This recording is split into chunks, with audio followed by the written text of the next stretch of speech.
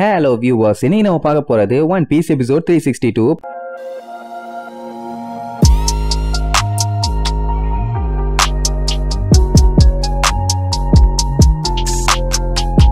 Open பண்ணா போன episode நம்ம ஜோரோவை அந்த சாமுராய் அடிச்சு தெரிய விட்டான்ல, அதை பார்த்துட்டு ப்ரூக்ஸ் எல்லாம் மிரண்டுட்டான். ஏன்னா இவன் கூட சண்டை போடும் போது அவன் இந்த அளவுக்கு பவர்ஃபுல்லா சண்டை போடல. ஜோரோ கிட்ட தான் முழு வெறித்தனத்தை காமிச்சிருக்கான். சொல்ல போனா தக தக தக தகன்னு ப்ளூ கலர் ஃபிளேம்ல எரிஞ்சுக்கிட்டு இருப்பான். அப்படியே கட் பண்ணி இவனுக்கு சண்டையோட ஸ்டார்டிங்கை காட்டுறானுங்க. அதாவது எப்படி இந்த சண்டை நடந்துச்சுன்னு. ஸ்டார்டிங்ல எப்பவும் போலதான் ரெண்டு பேரும் மாசா போஸ்ட் கொடுப்பானுங்க. ஜோரோ அவனோட பிளாக் ஸ்வாட ஜெயிச்சு வாங்கிடுவேன்னு அவன் கிட்ட சொன்னால, அது ஒன்னால முடியுமான்னு கேப்பான். நீ செத்து போனவன உன் டெட் பாடியில இருந்து நான் அதை எடுத்துக்குவேன்னு நம்மளும் கேஷுவலா சொல்லுவான். பரவாயில்ல, பயலுக்கு தைரியம் ஜாஸ்தி தான் சிரிப்பான். அதே நேரம் இங்க ப்ரூக்கு, நான் உன் இடத்துல இருந்தேன்னா அவங்கிட்ட எல்லாம் இப்படி எல்லாம் வாய் பேச மாட்டேன்டா கொய்யாலேம்பா. என்ன வாங்கின அடி அப்படி. இங்க அந்த சாமுராய் பார்த்துட்டு உங்ககிட்ட 3 ஸ்வாட் இருக்கிற மாதிரி இருக்கும்பா, ஆனா ஒரு ஸ்வாடோட பிளேடு உடஞ்சு போச்சு இல்ல, அதனால சும்மா அந்த ஸ்வாட வச்சிருக்கேன். அப்படி 3 ஸ்வாட் இல்லைன்னா எனக்கு கன்ஜஸ்டடா இருக்கும். ஏன்னா நான் 3 ஸ்வாட் ஸ்டைல் ஸ்வாட்ஸ்மேன், எனக்கு 3 ஸ்வாட் தேவைம்பானா. இப்படி ஒரு ஸ்வாட்ஸ்மேனை இதுக்கு முன்னாடி இந்த சாமுராய் கேள்விப்பட்டதே இல்ல. சர்க்கஸ்ல வித்த காட்டுற மாதிரி இருக்குன்னு சொல்லி கிண்டல் பண்ணுவான். சண்டை போடும் போது தெரியும் எவன் வித்த காட்டுறான் எவன் பொழந்து கட்டுறான்னு. மெயினா நான் உன் மூக்க உடச்சு காட்டுறேன்னு வேற சவால் விடுவானா. ஜோரோ அவ்வளவு ஸ்ட்ராங்கா பேசுறதுலயே அவனுக்கு தெரியுது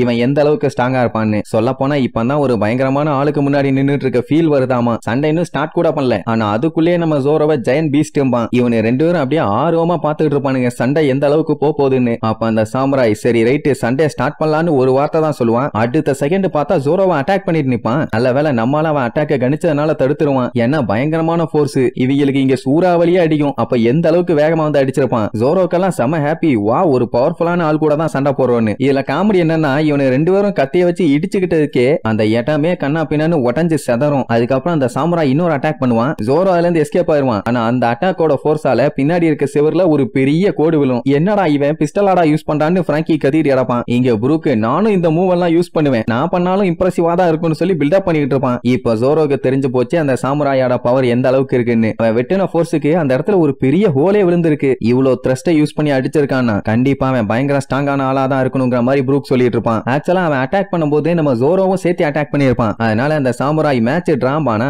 எதுக்கு டிரான்னு சொல்றான். ஜோரோ ஒண்ணு அந்த அளவுக்கு பெருசா அட்டாக் பண்ணலையேன்னு பார்த்தா இவனுக்கு இங்க புல்லட் ஓட்ட விழுந்துச்சுல, அங்க அந்த சாமுராய்க்கு பின்னாடி பெரிய சைஸ்ல செவுத்துல ஒரு கோடு விழும். இதெல்லாம் வச்சு பார்க்கும் போதே நல்லா தெரியுது ரெண்டு பேருமே கொலவெறித்தனமா அட்டாக் பண்ணிட்டு இருக்கானுங்கன்னு. ப்ரூக் எல்லாம் பார்த்துட்டு வாய பொளந்துருவான். என்னடா இது ரெண்டு பேரும் ஒருத்தனுக்கு ஒருத்தன் விடாம அட்டாக் பண்றானுங்க, ஒருவேளை நிஜமாவே இந்த மேட்ச் டிராவா தான் இருக்குமாங்கிற மாதிரி கேட்பான். இப்ப மேட்டர் என்னன்னா அந்த சாமுராய்க்குள்ள நம்ம ப்ரூக்கோட ஷேடோ இருக்குது. ஆனா அதை விட முக்கியம் அவன் உயிரோட வாழ்ந்துட்டு இருக்கும் போது அவன் ஒரு பயங்கரமான ஸ்வாட்ஸ்மேன். ரெண்டு பேர்த்தோட அட்டாக்கையும் பாக்குறப்பவே நல்லா தெரியுது ரெண்டு பேருமே ஒரே மாதிரி தான். அப்படி ரெண்டு பேருமே ஒரே மாதிரி பவரை யூஸ் பண்ணானுங்கன்னா என்ன ஆகும், அவனுக்கு ஸ்ட்ரென்த்தும் ஈக்குவலா தான் இருக்கும். அப்படின்னா இந்த சண்டை இப்போதைக்கு முடிய போறது இல்லைங்கிற மாதிரி ப்ரூக் சொல்லுவான். மறுபடியும் ரெண்டு பேரும் மாத்தி மாத்தி அட்டாக் பண்ண ஆரம்பிச்சிருவானுங்க. என்ன இந்த டைம் அந்த சாமுராயோட ஸ்டைல் கம்ப்ளீட்டாவே டிஃபரெண்டா இருக்கும். பட் இருந்தாலுமே ஜோரோ அவனுக்கு ஈக்குவலா நின்னு சண்டை போடுவான். ஏன்னா அவங்கிட்ட இருக்கிறது ஒரு கத்தி, நம்மள்ட்ட 2 கத்தி இருக்கு. அதனால அவன் அட்டாக்கை ஈஸியா தடுத்து அவன் அட்டாக்கு கவுண்டர் அட்டாக் எல்லாம் கொடுப்பான். பட் இருந்தாலுமே ரெண்டு பேரும் ஈக்குவலான சண்டை தான். எப்படியே மாத்தி மாத்தி அடிச்சுக்கிட்டே இருப்பானுங்க. ஜோரோ எப்படி அவனை ஈஸியா காலி பண்ணிடலான்னு பார்த்தா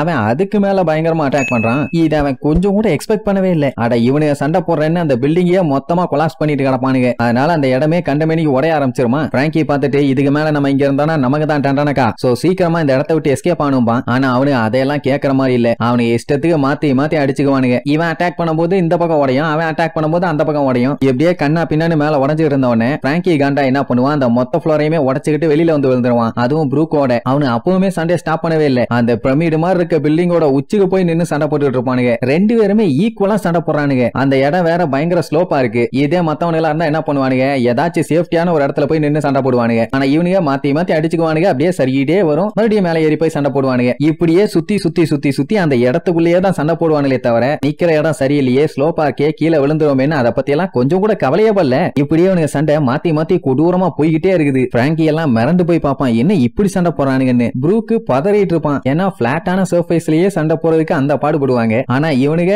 ஸ்லோப்பா இருக்க இந்த ஏரியாலேயே இப்படி கண்ணா பின்னான்னு அடிச்சுக்கிறானுங்க. அதுவும் ஒரு அட்டாக்குமே மிஸ் ஆகல. சோ இப்படியே இவனுக்கு ரொம்ப நேரத்துக்கு சண்டை போட்டதுனால ரெண்டு பேருக்குமே பயங்கரமா மூச்சு வாங்க ஆரம்பிச்சிருச்சு. ஆளுக்கு ஒரு சைடா நின்று மூச்சு வாங்கிட்டு இருப்பானுங்க. இதுல ஜோரோக்கு பயமாயிரும். என்னன்னா இவனுக்கு சண்டை இதே மாதிரி போய்கிட்டே இருந்துச்சுன்னா ஜோரோவோட கத்தி உடைய அடையறக்கு கூட வாய்ப்பு இருக்கு. ஆனா சண்டை போட்டதுல அவனுக்கு ஒரு விஷயம் புரிஞ்சிருச்சு. என்னன்னா ஒரு லெஜெண்டரி ஸ்வாட்ஸ்மேனுக்கு எந்த அளவுக்கு ஸ்பிரிட் இருக்கணுமோ அந்த அளவுக்கு இந்த சாமுராய்க்கு இருக்காமா. இதை இப்படி அவன் ஒரு சைடு யோசிச்சுட்டு இருப்பான். ஆனா அங்க அந்த சாமுராயி அவன் எதுவுமே கவலைப்பட மாட்டான். கத்தியை திருப்பிட்டு அப்படியே ஸ்ட்ரெயிட்டா ஒரு வெட்டு போடுவான். ஏன்னா ஆப்போசிட்ல தானே நம்ம ஜோரோ நின்னுட்டு இருக்கான். அதுவும் அவன் அங்கதான் நிக்கிறான்னு கரெக்டா கெஸ் பண்ணி அடிச்சிருக்கான். கீழே இவனுக்கு ரெண்டு பேரும் பார்த்துட்டு வாய பொளந்துருவானுங்க. என்ன பொசுக்குன்னு இப்படி அட்டாக் பண்ணிட்டானேன்னு. பின்ன இடையில பிரமிடு மாதிரி இப்படி செவர் இருக்குது. அதையே வெட்டிட்டு போய் ஜோரோவை அட்டாக் பண்ணணும்னா அப்ப எந்த அளவுக்கு பவர். ஆனா நல்ல வேளை ஜோரோ அந்த அட்டாக்ல இருந்து உசாரா எஸ்கேப் ஆயிருவான். அப்புறம் அந்த பில்டிங்கோட டாப் அப்படியே சாயும். நம்ம ஆளு குடு குடு குடு குடு குடுன்னு மேலே ஏறி போய் ஒன் ஸ்வாட் ஸ்டைல்ல சோரிங் டிராகன் அட்டாக் பண்ணுவான். அதே நேரம் இந்த samurai 3 page no slash attack use பண்ணுவான். இவனுக்கு அப்படியே மிரண்டு போய் பாப்பானுங்க. என்னடா சண்டை போக போக விகாரமா மாறிக்கிட்டே போகுதுன்னு. சோ எப்படி ரெண்டு பேரும் மேலே கீழயும் பாஞ்சு வந்து ஒரே அடி. அப்படி அடிச்சதுல ஜோரோ இந்த பக்கமா தெரிப்பான், அவன் அந்த பக்கமா தெரிப்பான். ஆனா இவன் இப்படி பண்ண அட்டாக்ல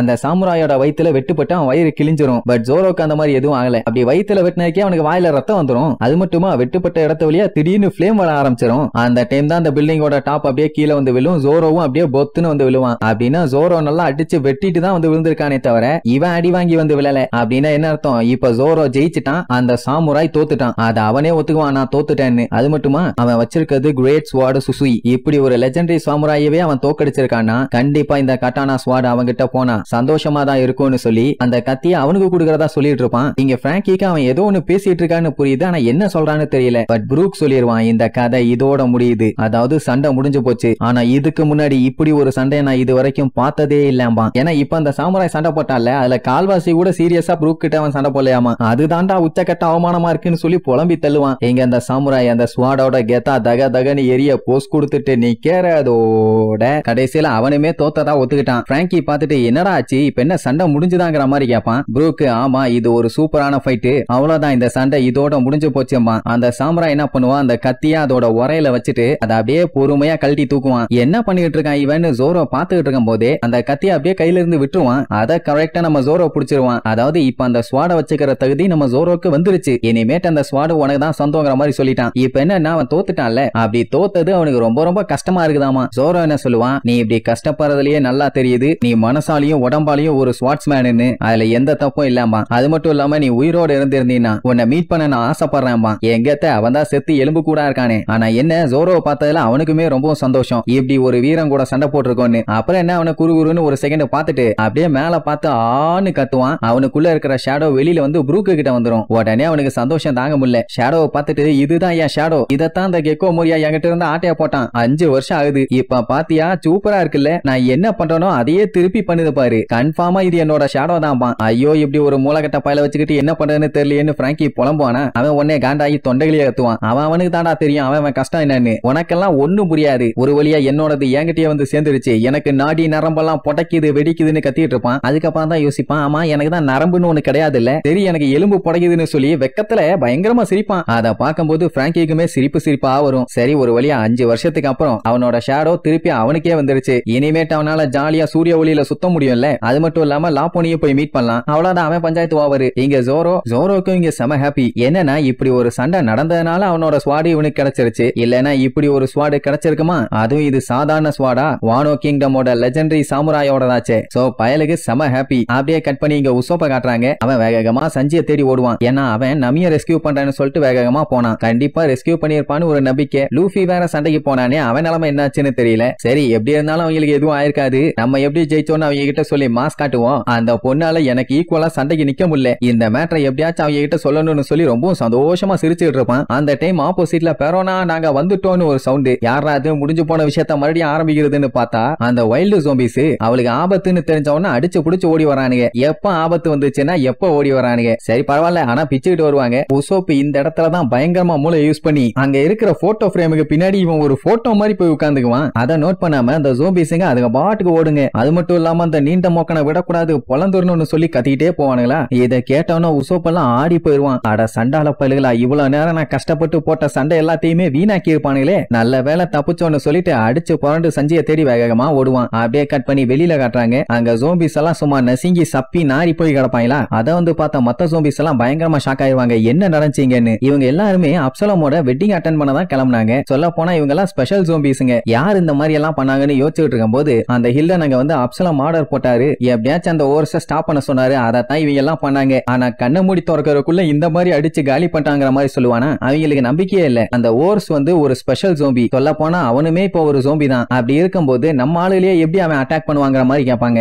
ஆக்சுவலா ஓர்ஸ் வந்து இப்பதானே ஜோம்பியோட லைஃபுக்கு புதுசா வந்திருக்கான். அது மட்டும் இல்லாம அவனுக்கு இன்னுமே ஸ்டார் ஹேட்டோட பர்சனாலிட்டி இருக்குது. அதனாலதான் அவன் விளையாட்டுத்தனமா என்னென்னமோ பண்ணிட்டு இருக்கானாமா. அதான் மேலெல்லாம் ஏறி சுத்தி முத்தி பார்த்து என்ஜாய் பண்ணிட்டு இருந்தான்ல. அவன் பண்ணல என்ன சாதா சேட்டையா கிங் ஆஃப் த பைரட்டா மாற போறேன்னு சொல்லி அந்த இடத்தையே ஒரு வழி பண்ணிட்டான். அது மட்டும் இல்லாம இவனை தடுக்க வந்த ஜோம்பிஸ் மேல பாஞ்சி கம் கம் கேட்லின்னு கண்ணா பின்னான்னு குத்துனான்ல. குத்துன அத்தனை பேரும் தரையோட தரையா சப்பி போயிட்டானுங்க. அவனு கூட சண்டை போடுறதுக்கே நம்மளுக்கு படாத பாடுபட்டானுங்க. ஏன்னா பிராங்கி மத்தவங்க எல்லாம் எவ்வளவு அடிச்சாலும் திருப்பி திருப்பி வந்துகிட்டே இருந்தானுங்களே. ஆனா இந்த ஓரோட உருவத்துல வச்சு குமுறு குமுறு எடுத்ததுல தரையோட தரையா சப்பி போயிட்டானுங்க. இதுல வேற அவன் வழியில வந்தா வச்சு செதுக்கிடுவானாமா. சோ இப்படி இருக்கிற ஆளு உடனே மாறதுக்கு சான்ஸே இல்ல. எப்படியும் கொஞ்சம் டைம் எடுக்கும். அப்படி கொஞ்ச நேரம் அவனை ஃப்ரீயா விட்டா போதும். அதுக்கப்புறம் கெக்கோ மோரியா என்ன சொல்றானோ அதுபடி அவன் கேட்டு நடப்பானாமா. அதாவது ஒரு ஒபீடியன்டான ஜோம்பியா மாறிடுவான். இவங்களால நம்பவே முடியல. இவ்வளவு ஜெனரல் ஜோம்பிஸையுமே அவன் ஒத்தாளு காலி பண்ணிட்டானான்னு. ஒருவேளை அவங்க உசாரா இருந்திருக்க மாட்டாங்க. அசந்த நேரத்துல அடிச்சிருப்பான். இல்லன்னா அவனால எல்லாம் ஜெயிச்சிருக்க முடியாதுங்கிற மாதிரி மனசை தேத்திக்குவானுங்க. ஆனா நடந்த மேட்டர் என்னன்னு தெரியாதுல்ல. சோ இப்படி இவங்க பேசிட்டு இருக்கும்போது டம்மு டம்மு டம்முன்னு ஒரு சவுண்ட். என்னடான்னு பார்த்தா தூரத்துல அந்த ஓர்ஸ் பைய இவங்கள நோக்கி தான் வந்துகிட்டு இருக்கான். அவனை பார்த்தவனே எல்லாத்துக்கும் அள்ளு விடும். இல்லடெல்லாம் இதுக்கப்புறம் இவன் வழியில நான் நிக்க மாட்டேன், இங்க இருந்து எஸ்கேப் ஆக போறேன்னு சொல்லிட்டு பறக்க ஆரம்பிப்பானா. அங்க இருந்த ஜோம்பிக்கு செம காண்டாயிரும். ஏண்டா ஹில்டன் எங்களை பார்த்தா என்ன டம்மி பீஸ் மாதிரி தெரியுதா? சத்தம் போடாம இங்க இருந்து போயிரு இல்ல பொலந்துருவேன் பாங்க. என்னமோ பண்ணிட்டு சாகடா பரதேசி பயிலான்ட்டு அது பாட்டுக்கு பறந்து போயிரும். இங்க இந்த ஜோம்பிஸ்கெல்லாம் கொலை காண்டு. எவ்வளவு தைரியம் இருந்தா அந்த மான்ஸ்டர் நம்மளோட காம்ரேட்ஸையே கொல்லும். அதை இன்னைக்கு வச்சு செஞ்சிடணும் பானுங்க. அண்ட் அது மட்டும் இல்லாம அப்சலம் தான் ஆல்ரெடி ஆர்டர் போட்டிருக்கான்ல இவனை தடுக்க சொல்லி. அதனால இவங்க என்ன பண்ணாலும் எந்த ஒரு பஞ்சாயத்தும் வராது. கூடவே இப்ப இவங்க அந்த ஜோம்பிஸை மட்டும் போட்டு பொலன்னு பொலந்து எடிட்டாங்க. அதுக்கப்புறம் ஜெனரல் ஜோம்பிஸோட பவர் கொடிகட்டி பறக்கும் இல்ல. இவங்க பயங்கர ஸ்ட்ராங்னு வெளியில தெரிய வருமே. அதனால இன்னைக்கு இவனை விடக்கூடாதுன்னு சொல்லிட்டு வழியில போய் நிப்பாங்க. அந்த ஊர் பார்த்துட்டு ஏன்டா என் குறுக்க வராதீங்கன்னு எவ்வளவு டைம் சொல்றது, கேட்க மாட்டீங்களான்னு சொல்லி கம்கம்னு கத்துவான். அவன் கத்துறத பார்த்தோன்னே அவனுக்கு பீதி ஆயிரும். கில்டன் தூரத்துல இருந்து இதை பார்த்துட்டு சோலி முடிஞ்சுன்னு முடிவே பண்ணிட்டான். அதுக்கப்புறம் என்ன கம்கம்னு சொல்லிட்டு கீழே கண்டமேனி குத்திக்கிட்டே வருவான். அப்படி குத்த ஒரு 2-3 பேர் காலியாகி தெரிச்சிருவாங்க. அதுக்கப்புறம் இடையில ஸ்டாப் பண்ணி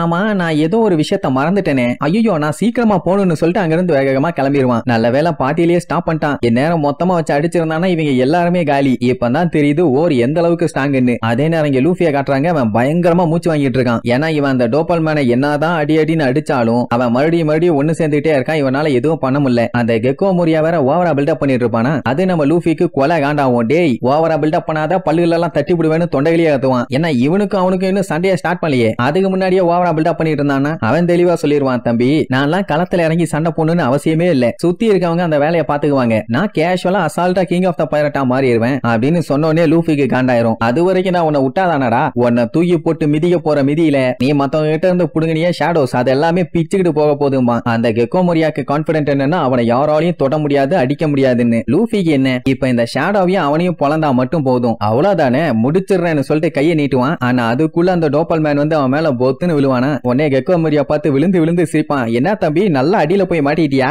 இனி நீ சப்பாத்தி தான்பா. எந்திரிச்சு பார்த்தா நம்ம பையன் அடியில இல்ல, என்னடானா உடைச்சுக்கிட்டு அதுக்கும் அடியில போயிட்டான். அவன் எந்திரிச்சு பாக்குறான்ல, அந்த கேப்ல கம்னு சொல்லி பாஞ்சு அந்த கெக்கோ மோரியா கிட்ட தான் போவான். ஏன்னா அவனை பொழந்து கட்டிட்டாலே இந்த ஷேடோவை தடுத்துடலாம். சோ அதனால பாஞ்சு அவன்கிட்ட போனா அப்பவுமே அந்த ஷேடோ விடாது. உடனே அவன் ஸ்டைலா படுத்து எடுத்துட்டு நம்மளால கிண்டல் பண்ணுவான். தம்பி இப்ப உனக்கு என்ன ஆகுதோ ஏதாகுதோ அதை பத்தி எல்லாம் எனக்கு கவலை இல்ல. ஆனா இப்ப நடக்கிற விஷயத்தெல்லாம் பார்க்கும்போது உன் ஃபியூச்சரே இன்னும் கொஞ்ச நேரத்துல இருண்டு போகுது. ஏன்னா இன்னும் சில வினாடிகள்ல உன்னை விட பவர்ஃபுல்லான ஆள் இங்க வர போறான். அதுக்கப்புறம் உன்னால எதுவுமே பண்ண முடியாதுன்னு சொல்லிட்டு விழுந்து சிரிப்பான். லூஃபி எது பவர்ஃபுல்லான ஆள் வர போறான்னு ஷாக்கா கேட்பான். அந்த டைம் டம்முன்னு அந்த இடம் பயங்கரமா அதிர்றதோட இந்த எபிசோடுக்கு எண்ட் கார்டு போட்டு முடிக்கிறாங்க.